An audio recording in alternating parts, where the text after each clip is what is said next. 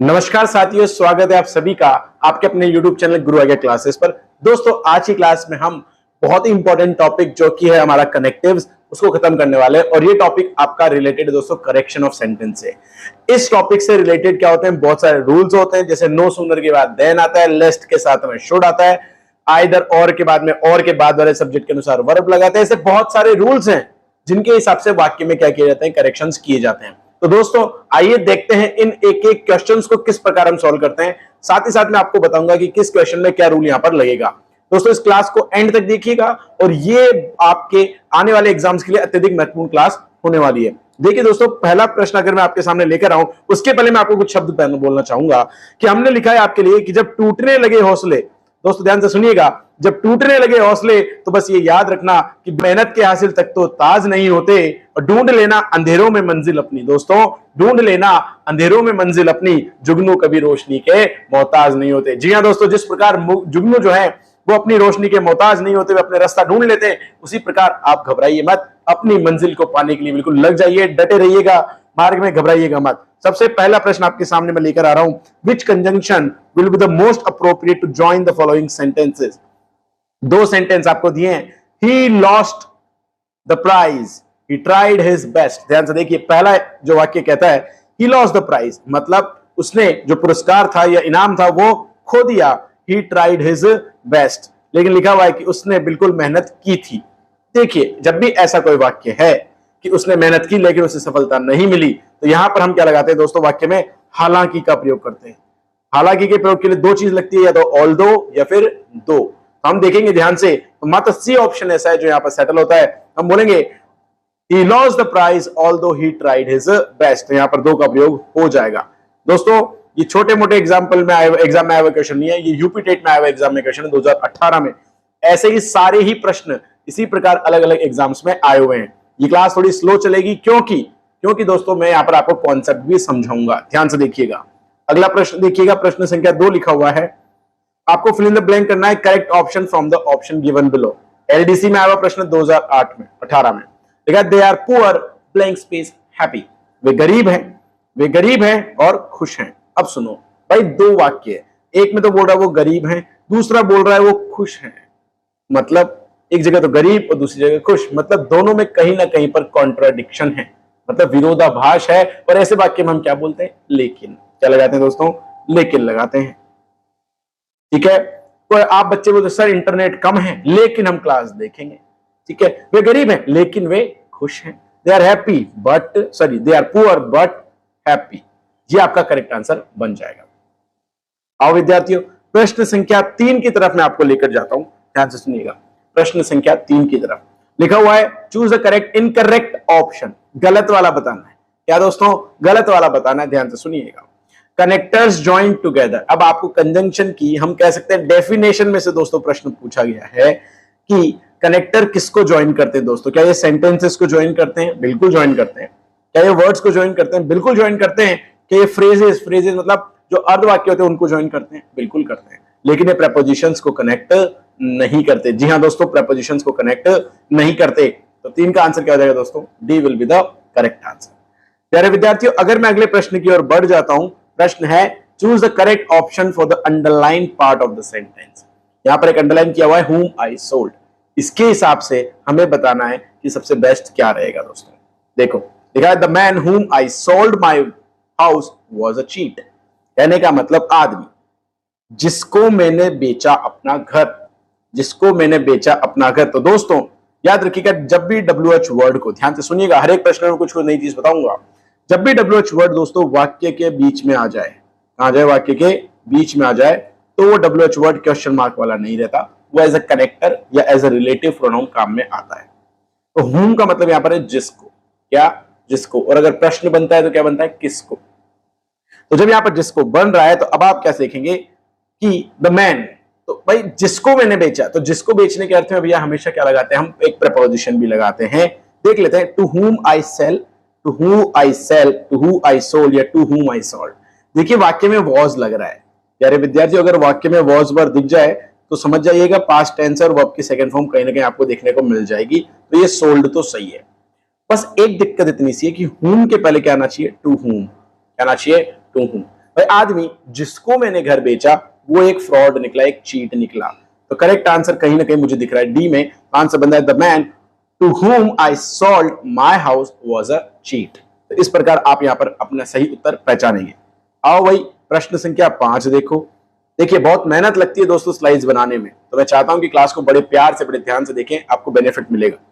Join the following sentence to make a simple sentence. लिखा है the coffee isn't too strong. Coffee में जो coffee powder है उसकी मात्रा कम है क्योंकि कॉफी स्ट्रॉन्ग नहीं है। It won't keep us awake, और ये हमें मतलब कह सकते हो कि जगा हुआ नहीं रखेगी। क्यों जगा हुआ नहीं रखेगी? क्योंकि बेटा कॉफी में कॉफी की मात्रा क्या है? कम है। अब आप बोलोगे कि कॉफी इजंट टू स्ट्रॉन्ग। अब आपको याद हो तो मैं बता दूं, जब भी वाक्य में दोस्तों टू आ जाए तो याद रखिएगा हमेशा क्या लगता है? टू लगता है। क्या लगता है? टू आ जाए तो टू लगता है। और वाक्य में अगर सो लगाओ तो क्या लगाएंगे आप? दैट लगाएंगे। ये नियम मैंने आज भी आपकी क्लासेस में बताया था, ठीक है। और ये दोस्तों देखो मजाक की बात, ये 15 अक्टूबर 2017 में यूपी टेट के एग्जाम में आया था। अब आप कैसे कह सकते हैं कि ये महत्वपूर्ण नहीं है? अत्यधिक महत्वपूर्ण है। तो coffee isn't too strong too, अब क्या लगाएंगे? टू हटा देंगे, टू कीप अस अवेक। देखो कौन से वाले वाक्य में आपको ऐसा आंसर दिख रहा है? देखो यहां पर टू के साथ टू है, यहां पर टू के साथ नहीं है, काट दो।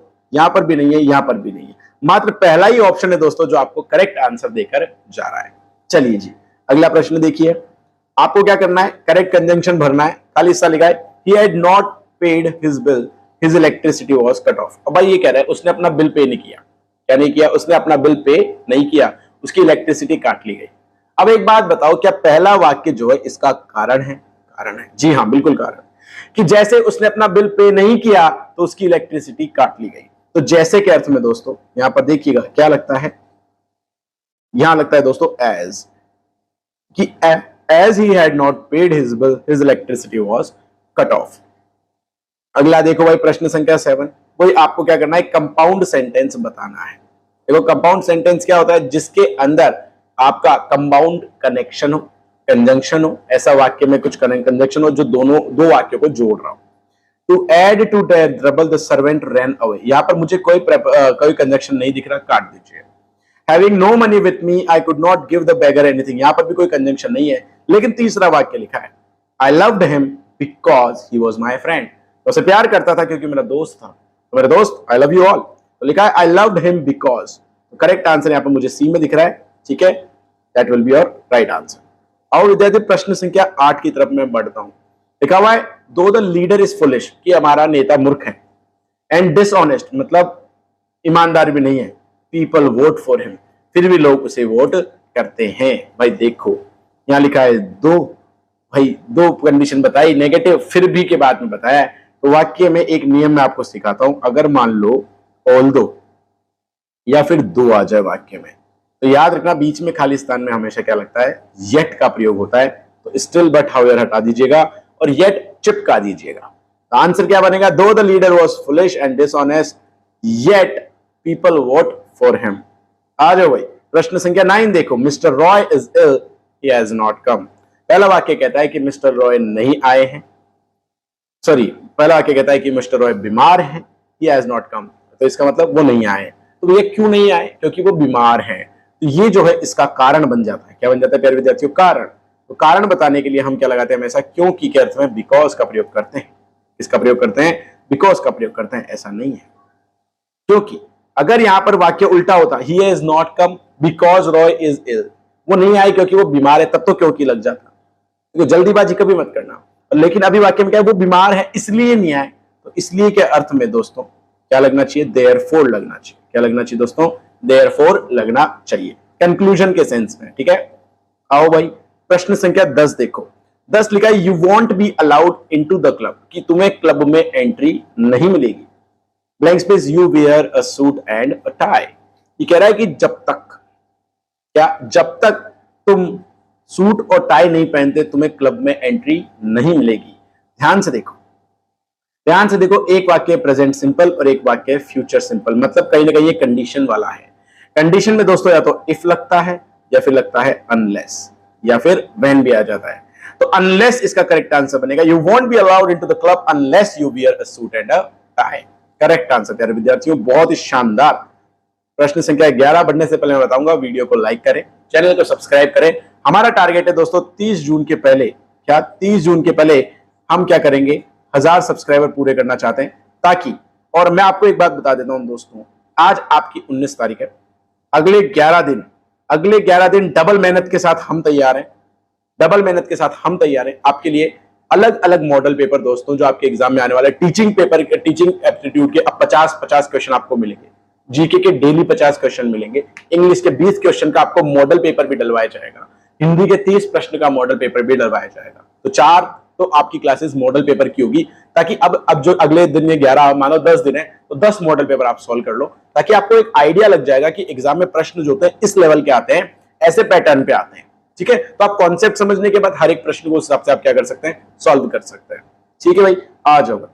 देखिए वाक्य लिखा हुआ है कीप काम, क्या लिखा हुआ है, कीप काम। अब बताओ कीप काम मतलब शांति रखो। भाई जिंदगी में कुछ भी हो शांति रखो। Somewhere happen, whether happen, if happening, whatever happens.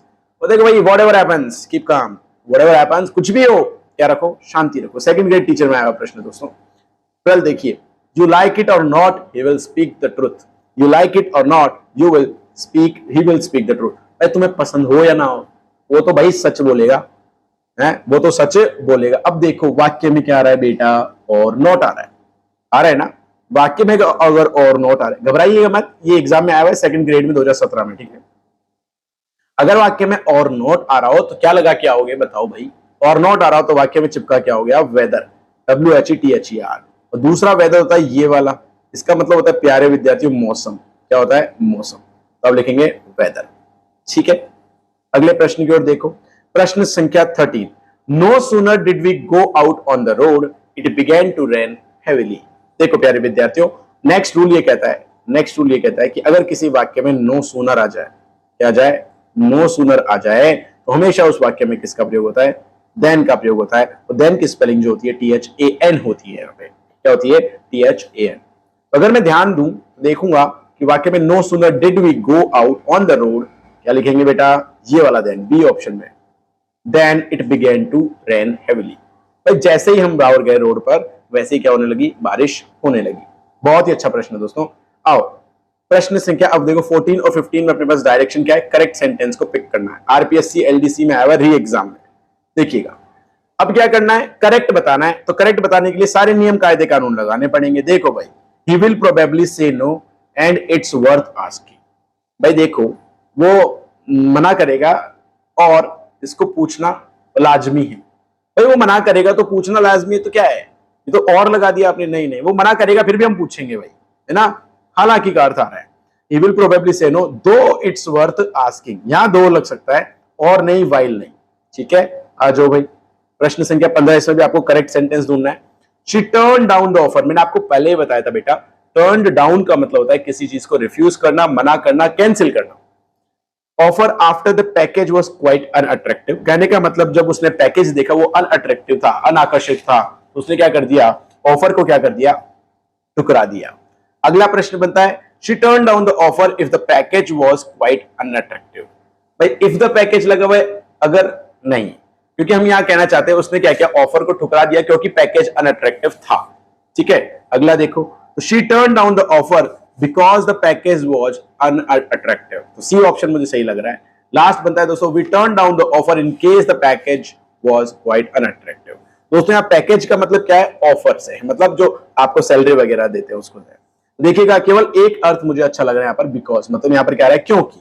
पहला कारण बताया, ठीक है, मतलब पहली सिचुएशन बताया, उसका फिर दूसरे में कारण बताया कि उसने ऑफर कैंसिल कर दिया क्योंकि पैकेज क्या था, अनअट्रैक्टिव था, अनाकर्षक था। प्रश्न संख्या 16 देखिएगा, वी मस्ट लीव अर्ली, हमें जल्दी निकलना है।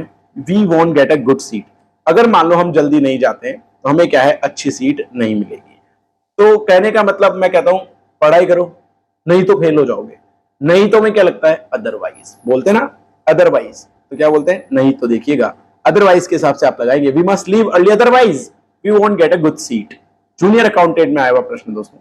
अगले प्रश्न में बढ़ता हूं मैं, हाई कोर्ट LDC के एग्जाम में आया हुआ है।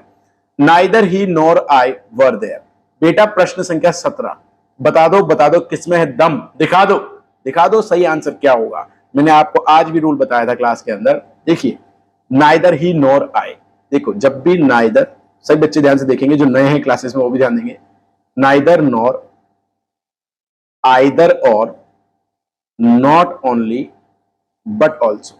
अगर ये तीन चीज आ जाती है विद्यार्थियों, तो जो वर्ब लगाते हैं ना वाक्य में, तो ये सेकंड वाला जो आपका करेक्टिव का पार्ट है, नॉर और बट ऑल्सो, तो इसके बाद में जो सब्जेक्ट आता है ना, उसके हिसाब से वर्ब लगाते हैं। तो यहाँ पर देखो नाइदर के बाद में ही आ रहा है, नॉर के बाद में आई, तो आई के हिसाब से हम क्या लगाएंगे, यहाँ पर वर्ब का प्रयोग करेंगे। तो आप करेंगे नॉर का प्रयोग, आई का प्रयोग, तो आई क्या है, एक क्वेश्चन। और नाइदर ही नॉर आई, यहाँ पर वाक्य में क्या लग रहा है, वर्ब, मतलब ये पास्ट टेंस की बात कर रहा है। पास्ट टेंस की बात कर रहा है तो वॉज वर्ब में से क्या लगाएंगे, आई के साथ वॉज लगाएंगे। वॉज लगाएंगे तो मात्र एक ऑप्शन है, देखो neither he nor I was there. ठीक है, नाइदर ही और आई वॉज देयर, यहाँ और नहीं, यहाँ पर भी क्या आएगा, नॉर आएगा। ठीक है, करेक्ट आंसर। आ जाओ भाई, प्रश्न संख्या 18 देखते हैं, आया समझ में। आओ 18 क्या कहता है, he worked till late in the night, क्यों रात में लेट तक कार्य करता रहा। गॉट अप अर्ली, अरे फिर भी उठ गया सुबह। भाई देखो कॉन्ट्राडिक्शन लग रहा है, रात में लेट तक कार्य किया फिर भी जल्दी उठा। तो फिर भी के अर्थ में हमेशा क्या करते हैं हम या तो लेकिन लगा सकते हैं या फिर भी लगा सकते हैं। He worked late in the night but got up early, तो करेक्ट आंसर बन जाएगा दोस्तों आपका, but will be the correct answer। प्रश्न संख्या 19 पर बढ़ जाता हूं मैं। ठीक है, दोनों सेंटेंस को कंबाइन करना है, सबसे अच्छा वर्ड आपको बताना है अप्रोप्रिएट क्या है। देखिए भाई, लिखा हुआ है I was annoyed I kept quite. भाई बोल रहा है कि मैं इरिटेटेड था, आई केप्ट क्वाइट। मान लो जब इंसान इरिटेट होता है, परेशान होता है, तो क्या करता है, वो थोड़ा गुस्से में आ जाता है। he becomes irritated and he becomes shouting, तो वो थोड़ा गुस्से में आ जाता है, चिल्लाने लगता है। लेकिन ये बोल रहा है मैं चुपचाप था, मैं शांत था। मतलब भाई वो कह रहा है कि यार मैं इरिटेटेड हो गया फिर भी मैं शांत था। भाई फिर भी का अर्थ में यहाँ पर क्या आता है, स्टिल आता है। स्टिल का मतलब क्या होता है, फिर भी। बाकी देख लो, और तो ऑप्शंस में आता है, एंड जब दोनों चीज एक साथ हो, और सो तो होता है इसलिए। भाई अगर इरिटेटेड था इसलिए शांत तो होगा नहीं वो, ठीक है, फिर भी होगा तो स्टिल आ जाएगा। आगे देखिए, प्रश्न संख्या 20। आज की क्लास में दोस्तों टोटल 40 प्रश्न है, तो चिपक के रहिएगा, क्लास को छोड़ना नहीं एक सेकंड भी। Your sister was present in the class, past tense है, यू वर मिसिंग। ये कह रहा है कि आपकी सिस्टर तो थी क्लास में, लेकिन बेटे तुम गुठली मार के निकल लिए, है ना, बंक कर लिए class. Your sister was present but you were missing, हमने क्या बोला, बट यानी लेकिन। वुमन सुपरिटेंडेंट में आया हुआ प्रश्न 2015 में दोस्तों, योर सिस्टर वॉज प्रेजेंट, कि तुम्हारी सिस्टर तो क्लास में थी लेकिन तुम गायब थे बेटा, लगा दोगे, बट लगा दोगे। आओ विद्यार्थियों, प्रश्न संख्या 21 में बढ़ जाता हूं। Either he is mad, blank space he feigns madness. देखो कोई दिमाग मत लगाओ भाई, वाक्य का अर्थ क्या है, आप बस ये पढ़ो। आप इतना सा बताओ भाई, आइदर के साथ आप क्या लगाते हो, बताओ, नॉर लगाते हो, और लगाते हो, स्टिल लगाते हो, कि बट लगाते हो। मतलब एक सेकंड के लिए सोचने की भी जरूरत नहीं है भाई, तो आइदर के साथ हम क्या लगाते हैं, और लगाते हैं। खत्म, टिक, खत्म आंसर, एक सेकंड में देखते ही खत्म, टाटा बाय बाय वाला आंसर। ठीक है, आ जाओ प्रश्न संख्या 22 पे चलते हैं। वॉक केयरफुली, वॉक केयर, ध्यान से चलो, लेस्ट, लेस्ट, बाकी आगे क्या आएगा सोच के बताओ। May fall down, should fall down, will fall down, can fall down. नियम सुनिएगा भैया, अगर वाक्य में लेस्ट का प्रयोग हो तो याद रखिएगा वाक्य में हमेशा शुड का प्रयोग होता है। अगर शुड का प्रयोग होता है तो फरवरी 2014 में एग्जाम में आया हुआ है, 23 फरवरी को। देखो भैया सेकंड ऑप्शन में मुझे लिख रहा है should. Walk carefully लेस्ट you should fall down, भाई ढंग से चलो, कहीं गिर ना जाओ, कहीं गिर ना जाओ।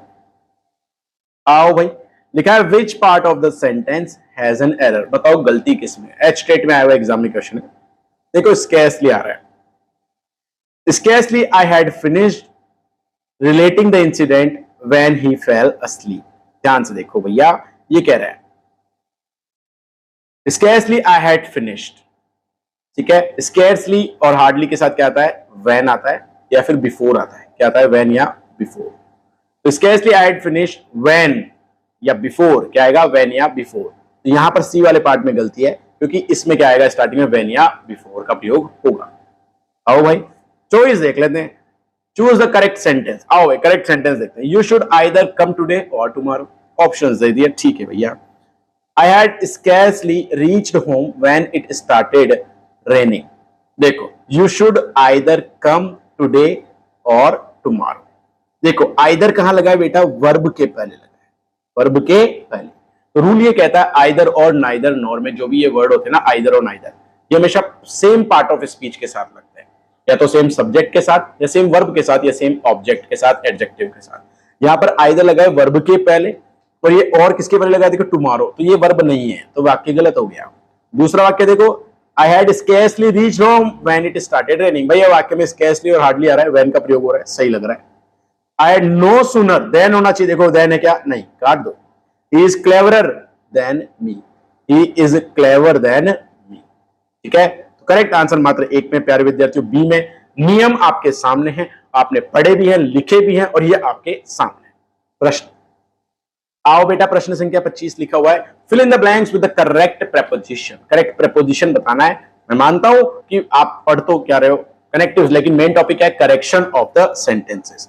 देखो, शी वेंट, कहां गई, पार्क, वॉक। भाई देखो, अगर पार्क गए तो क्या लगाते हो, किसी गंतव्य स्थान के टू लगाते हैं, तो पहले में तो आएगा भैया to. She went to the park, तो पहला काट दो, देखो टू टू टू।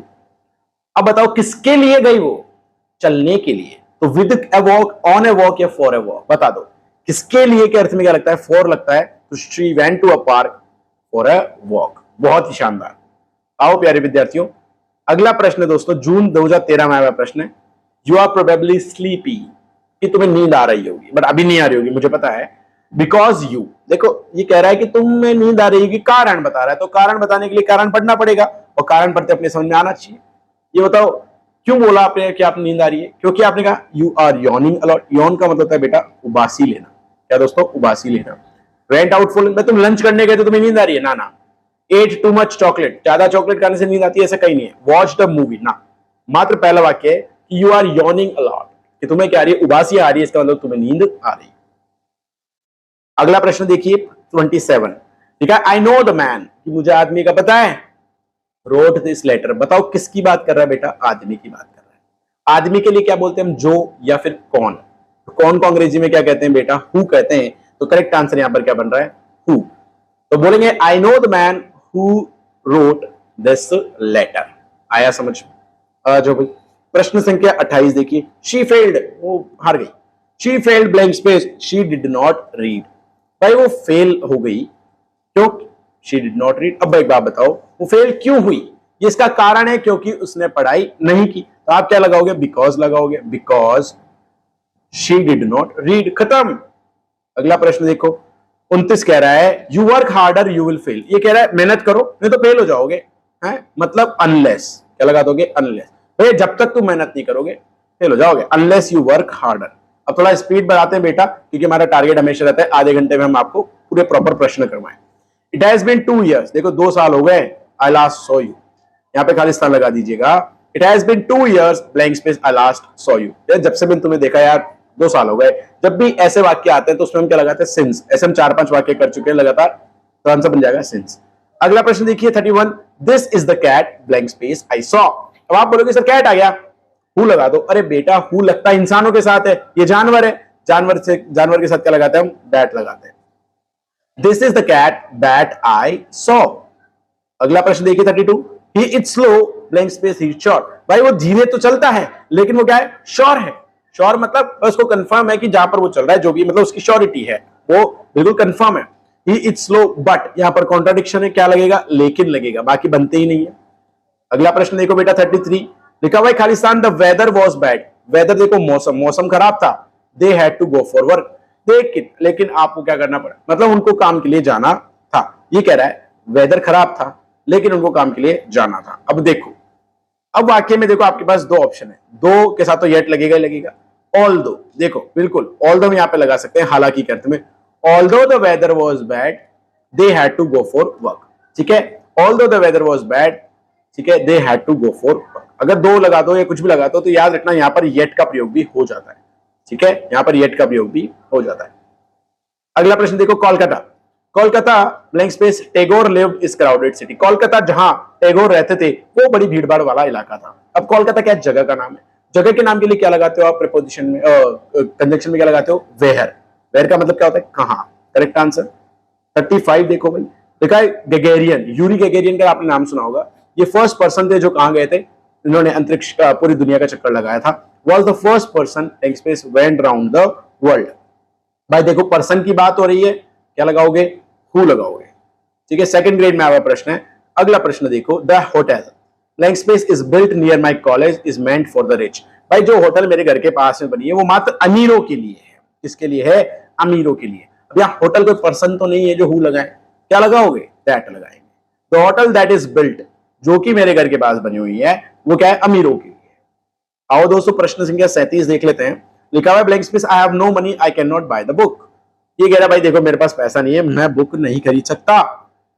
मतलब यहां पर हालांकि वालाकी का कोई अर्थ नहीं आ रहा, डायरेक्ट आ रहा है, तो हम लिखेंगे since. Since I have no money I can not buy the book, मेरे पास जब पैसा नहीं है तो मैं कैसे खरीदूंगा, खत्म। ठीक है, अगला देखो 38, you run you can not catch the bus. अब जब तक ये कह रहा है जब तक तुम दौड़ोगे नहीं, जब तक तुम बस को नहीं पकड़ सकते। ठीक है, और दूसरा कह रहा है अगर आप दौड़ोगे भी तो तुम बस को नहीं पकड़ पाओगे। ध्यान से देखो, you can not catch the bus, तो कह रहा है अगर तुम दौड़ोगे भी, तो भी के अर्थ में क्या आता है, इवन इफ, क्या आता है, even if. Even if you run, अगर तुम दौड़ते भी हो तो तुम बस पकड़ नहीं सकते क्योंकि लेट हो चुके हो। लास्ट सेकंड प्रश्न देखिएगा, which sentence is correct, which sentence is correct. देखिएगा, she will not come unless she is not invited. Unless के बाद बेटा क्या आएगा, नॉट नहीं लगता है। ठीक है, unless she is not invited she will come. ये भी देखो अनलेस के बाद फिर से नॉट आ गया, नहीं लगता, पहले लगा दो। She will not come unless she will be invited and she will not come unless she is invited. देखो विल लग रहा है तो यहां पर हमेशा प्रेजेंट टेंस लगेगा, यहां पर देखो विल बी आ गया तो ये कट जाएगा। करेक्ट आंसर बनेगा आपका डी में, she will not come unless she is invited. Last प्रश्न आज का देखते हैं दोस्तों, आपने पढ़ा हुआ है, बहुत बढ़िया। Hardly had I finish writing the letter Anil arrive. देखो जब भी हार्डली आता है तो क्या आता है वाक्य में, जल्दी बताओ, व्हेन या बिफोर। तो देखो वाक्य में बिफोर लगा दोगे आप, hardly had I finish the letter when before Anil arrive. दोस्तों जी हाँ, तो हमने 40 प्रश्न किए हैं। मैं आपके लिए एक और बात कहना चाहूंगा दोस्तों, पतझड़ हुए बिना, ध्यान से सुनना, पतझड़ हुए बिना पेड़ों पर नए पत्ते नहीं आते। क्या, पतझड़ हुए बिना पेड़ों पर नए पत्ते नहीं आते। और दोस्तों कठिनाई और संघर्ष सहे बिना अच्छे दिन नहीं आते। तो मात्र ये 10-15 दिन आपके इस वाले एग्जाम के लिए, और आने वाले एग्जाम में आपको लग रहा है आधार पे तो अच्छे दिन आएंगे। दिन कब आएंगे, जब आप मेहनत करोगे, संघर्ष करोगे। ठीक है, जय हिंद, जय भारत दोस्तों, सभी को नमस्कार।